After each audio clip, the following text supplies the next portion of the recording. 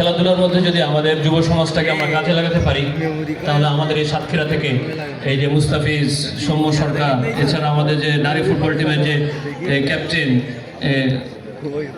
প্রান্তি, এরকমের সুন্দর সুন্দর প্লেয়ার আমাদের সাতক্ষীরা থেকে বের হবে, সে আশাবাদ রাখছি।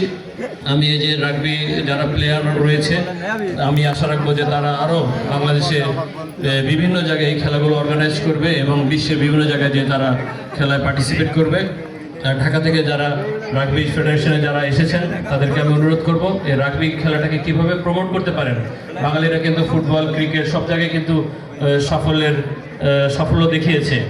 তো এটা যেহেতু রাগবি খেলাটাও আমি আশা রাখবো যে খুব অদূর ভবিষ্যতেই বাংলাদেশও বিশ্ব দরবারে রাগবি খেলায় অংশগ্রহণ করবে এবং সাতক্ষীরা থেকেও উন্নত মানের কয়েকজন প্লেয়ার এই তুফান কোম্পানি বা আমাদের লেক ভিউর তাদের ছত্রছায়ায়, তাদের পৃষ্ঠপোষকতায় এই ভালো ভালো প্লেয়ার বের হবে।